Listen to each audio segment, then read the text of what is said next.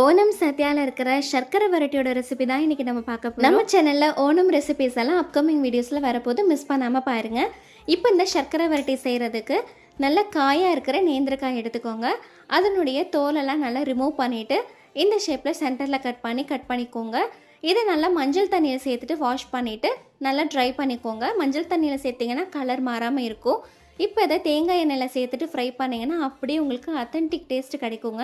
இப்போ பேனில் 1 ஸ்பூன் அளவுக்கு நெய் சேர்த்துட்டு 1 கப் அளவுக்கு வெல்லமும் 1/4 கப் அளவுக்கு தண்ணியும் சேர்த்து நல்லா மிக்ஸ் பண்ணி விட்டுட்டு 1/2 ஸ்பூன் சுக்குத்தூள் 1/2 ஸ்பூன் ஏலக்காய் தூள் சேர்த்துட்டு வெல்லம் கரைஞ்சதுமே வடிகட்டிட்டு வெள்ளப்பாகு கொதிக்க ஆரம்பிச்சதுமே நம்ம ஃப்ரை பண்ணி வச்சிருக்கிற நேந்திரக்காயை இதில் சேர்த்துக்கோங்க.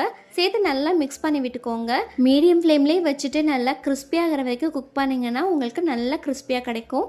இப்போ 1 டேபிள் ஸ்பூன் அளவுக்கு பவுடர் பண்ண சுகரும் 1 டேபிள் ஸ்பூன் அளவுக்கு அரிசி மாவும் சேர்த்து மிக்ஸ் பண்ணிங்கன்னா ஒன்றுக்கு ஒன்று நல்லா ஒட்டாமல் சூப்பராக வரும். ட்ரை பண்ணி பாருங்கள்.